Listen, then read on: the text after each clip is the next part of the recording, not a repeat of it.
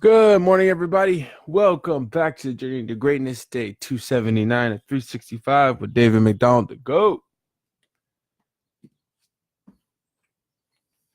Right.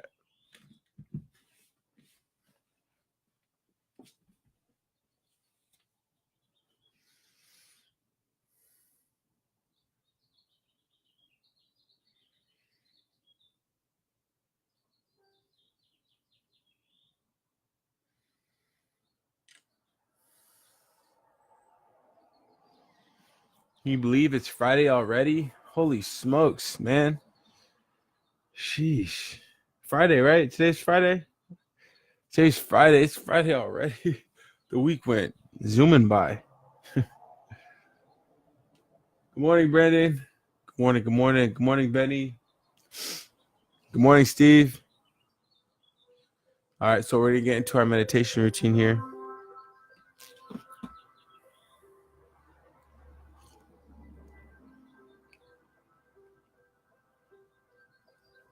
Man, my room is warm. Look how cold this glass of water is.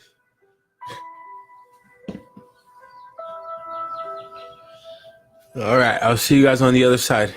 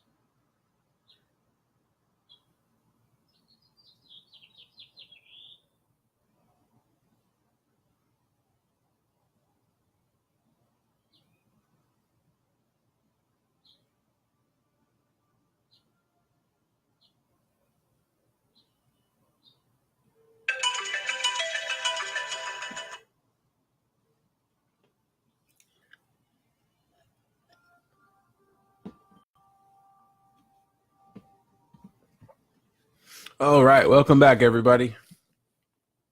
Al, good morning, brother. Happy Friday.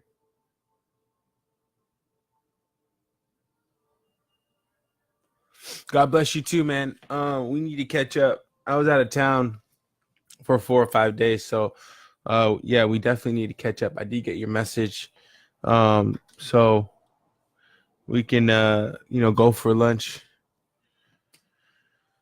and link up so we can have some talk. That'd be good, brother. Um, Daniel, good morning, brother. Good morning. All right, so we're gonna continue our reading routine here. We just finished our meditation routine, so I will see you all on the other side.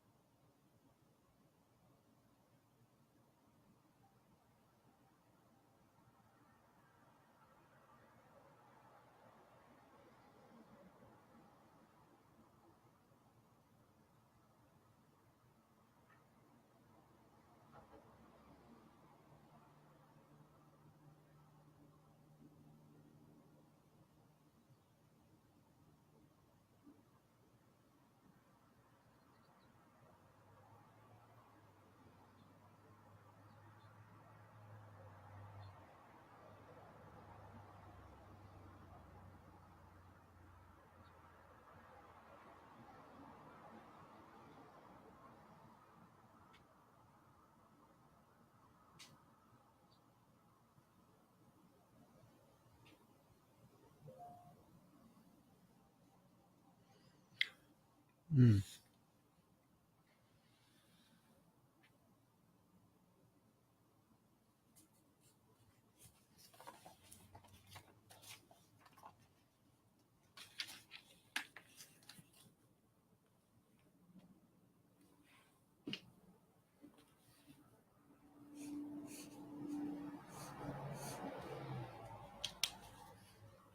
Man. All right. Very interesting. So, welcome back. Man, that's getting very interesting. There's a lot of backstabbing going on. Morning, Liz. Good morning, Miss Minder. All right. So, we're going to jump into our journaling exercise here. I will see you all on the other side.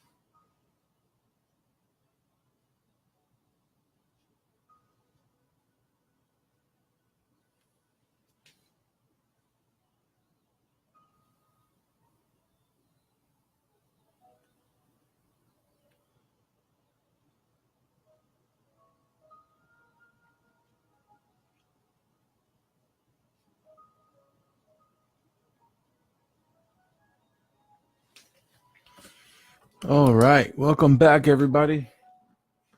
So we just finished our journaling routine. Good morning, AJ. So we have, excuse me, we have quite a few things happening. Um,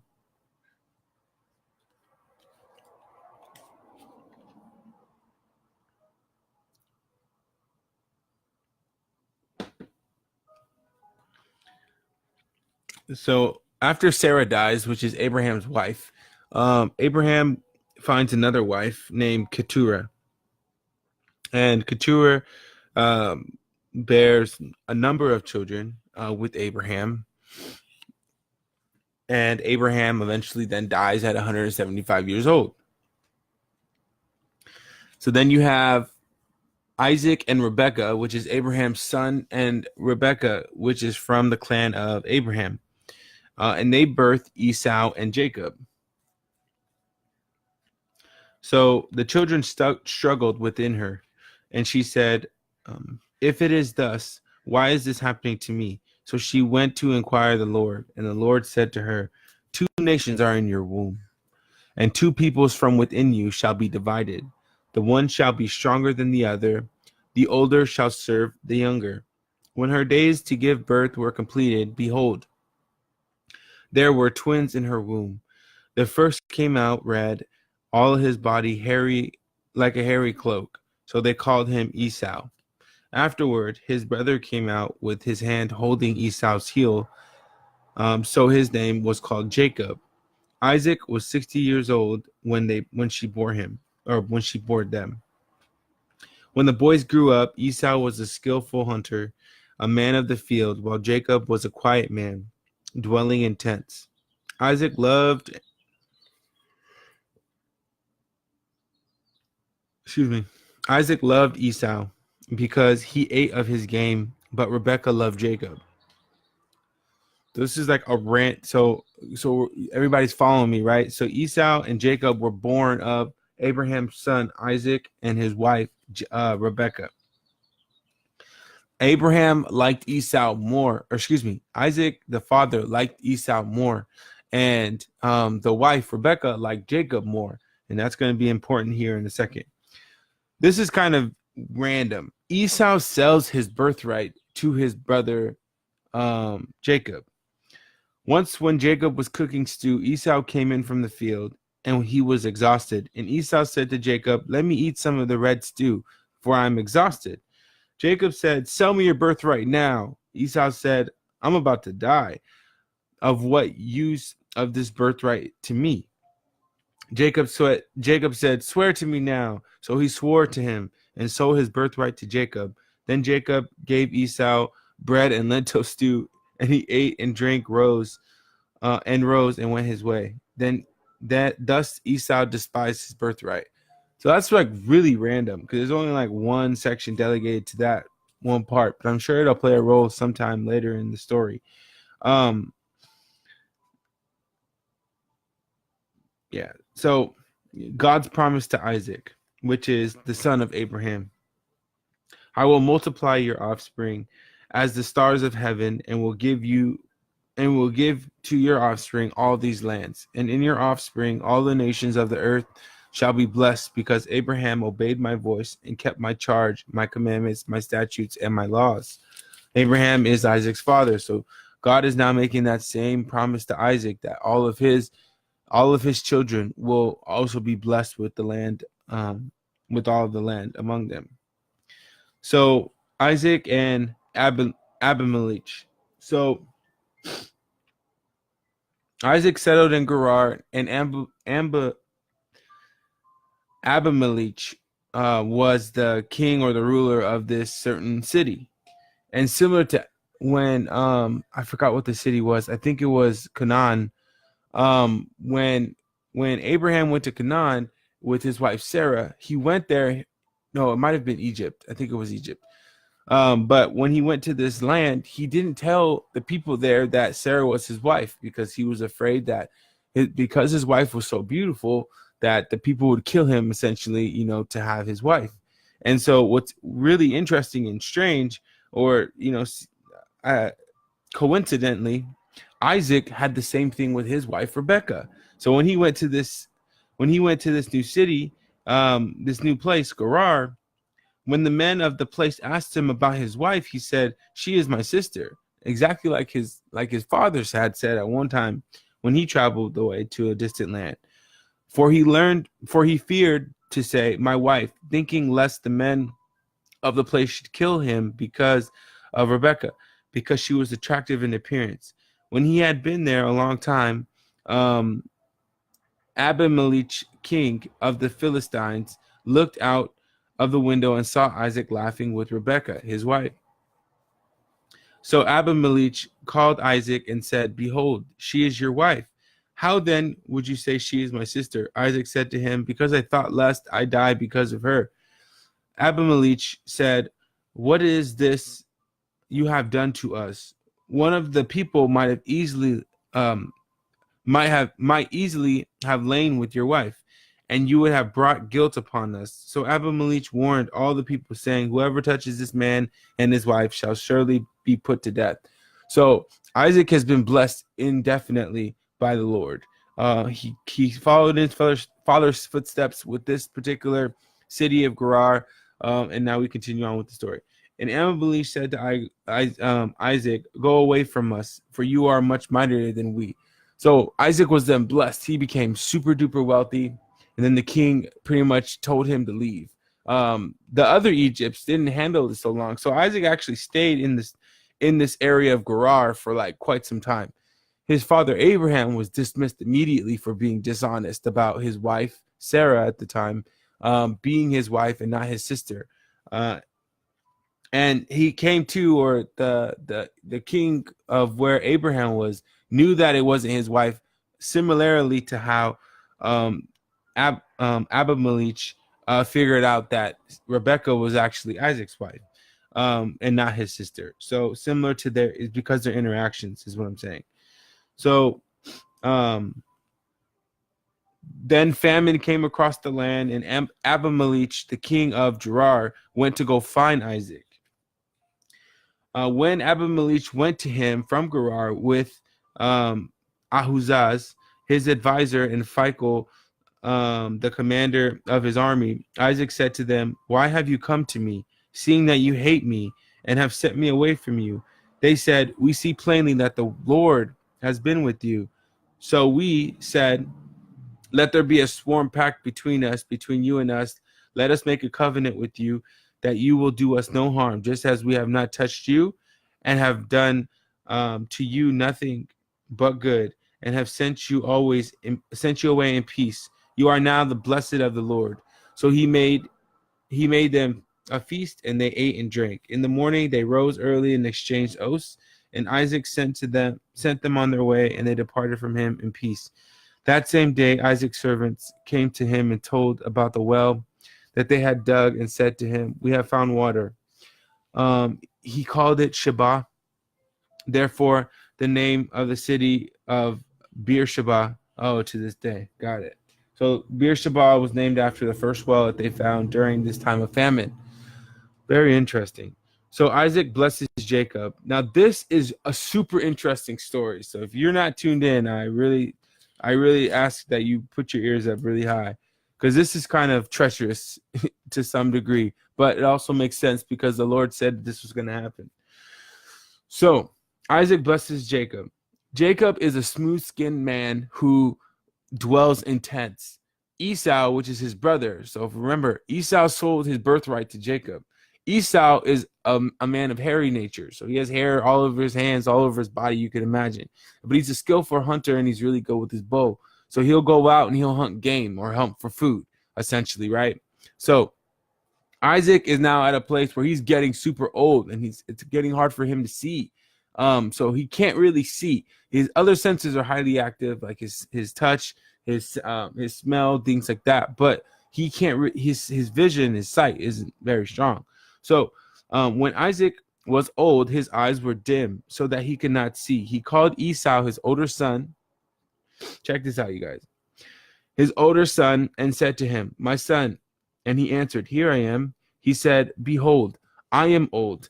I do not know the day of my death. Now, then, take your weapons, your quiver, and your bow, and go out to the field and hunt game for me, and prepare for me delicious food, such as I love, and bring it to me, so that I may eat, that my soul may bless you before I die." So Isaac is getting old. He's getting ready to die. Called his son Esau. Said, "Hey, go out there and hunt for me, and come home and make me a wonderful meal." Okay, now remember in the beginning of this, when we started this part of the book, um, Isaac likes, or not likes, but he prefers it almost. He likes Esau a lot. Rebecca, his wife, likes Jacob a lot. Okay. Now Rebekah was listening when Isaac spoke to his son Esau. So when Esau went to the field to hunt for game and bring it, Rebekah said to her son Jacob, "I heard your father speak to your brother Esau. Bring me game and prepare for me delicious food, that I may eat and bless you before I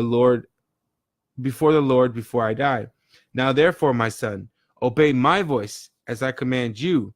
Go to the flock and bring me 2 good young goats, so that I may prepare from them delicious food for your father, such as he loves.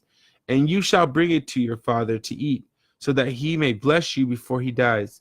But Jacob said to Rebekah his mother, "Behold, my brother Esau is a hairy man, and I am a smooth man.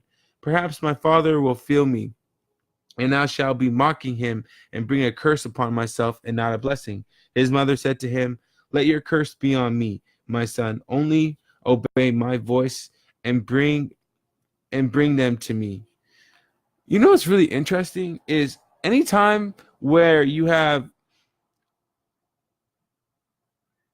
I gotta ask about this. Anytime you have somebody obeying somebody else, it's usually the woman that is whispering in the man's ear. That's very interesting. And I've seen it multiple times throughout just these few stories that we've seen. It's really, really interesting, which kind of makes sense, I guess, if you look at it from a perspective of, Adam and Eve. Eve enticed Adam to have a bite of the apple because she disobeyed. She was betrayed by the serpent and then led down this road. But I feel like it's a lot of the time I'm seeing a general pattern of, a woman in the story, whispering in a man's ear, asking them or enticing them to do something that they're not supposed to do, which is interesting. I wonder what the underlying tone of all that is about. So he went and took them and brought them to his mother, which is the 2 younger goats.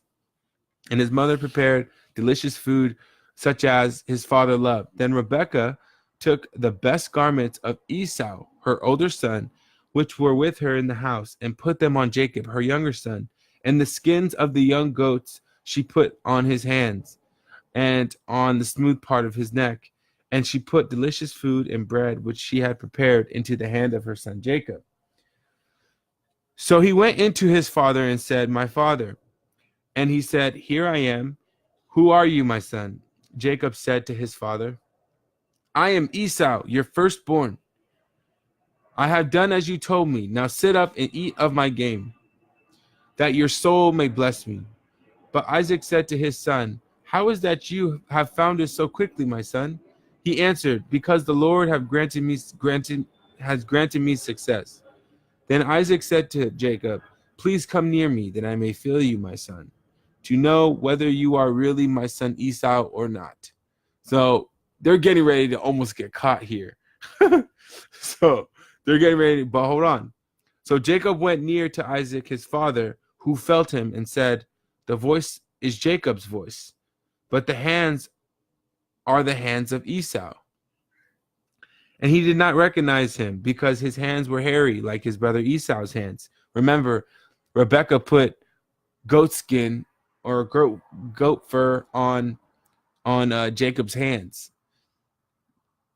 So he blessed him. He said, "Are you really my son Esau?" He answered, "I am." Then he said, bring it near to me, that I may eat of my son's game and bless you." So he brought it near to him, and he ate, and he brought him wine, and he drank. Then his father Isaac said to him, Come near and kiss me, my son." So he came near and kissed him. And Isaac smelled the smell of his garments and blessed him and said, see, the smell of my son is the smell of the field that the Lord has blessed. May God give you the dew of heaven and of the fatness of the earth and plenty of grain and wine. Let people serve you and nations bow down to you. Be Lord over your brothers, and may your mother's sons bow down to you. Cursed be everyone who curses you, and blessed be everyone who blesses you. So somebody's hanging in the gallows because Esau is out in the field hunting, going to get game so that he may receive the blessing of his father Isaac, who's getting ready to die. Esau's already down because Esau sold his birthright for food to his brother Jacob. Jacob has now just deceived his father, but Rebekah is now pretty much fulfilling the word of God, because Rebekah is saying, the Lord told Rebekah that, hey, you have two nations in you. The reason why this is painful for you to be pregnant is because you have two nations in you, and those two nations shall be divided. And so we can start to see the roles starting to play out here. You have Esau on one side, who's now been pretty much, he sold his birthright, and now he's been deceived, and has not received the blessing of his father. He's probably, when he comes to realizing what's going on, he's probably going to be really upset. So we can start to see something brewing here among, this one family. Now, on the other side, you have Jacob, who's the younger son, who almost has been granted the favor of being blessed. So I guess Rebekah isn't really doing anything bad now that I'm thinking about it, because because the Lord told Rebekah that she would be blessed, that her younger son would be blessed, and her older son would bow down essentially to her younger son. So I guess technically she wasn't a whisperer. She was just she made that move in obedience to God. And so now this is going to be the reality, which is really interesting. And a really good thank you, that I came to that understanding. So now tomorrow we will focus on Jacob being sent to Laban, and then figuring out what happens when Esau returns home. And then who Esau marries, Jacob's dream, and then who Jacob marries. And then it'll probably continue on from there. So hopefully, we're getting through this and everybody's following along pretty smoothly. We're going to go ahead and take our exit now. So feel free to repeat after me out loud. You would think I had this memorized by now. This is my life. I am aware. I take full responsibility for my reality and thoughts. I recognize I have the power to manifest the best possible life. A life of wealth, love, and peace. I truly believe I have zero limitations. I trust my instincts, God, and universe. I am ready to transcend. I have arrived. And so it is. Thank you to everybody who jumped on the journey to greatness with me. Day 279 of 365 with David McDonald, the GOAT. And I hope everybody has the best day of their lives today. I appreciate everybody who's at home watching behind the camera for all the love and support. I greatly appreciate that. And so I will see you guys all tomorrow at 5 a.m. Happy Friday. It's the best day of the week, so they say.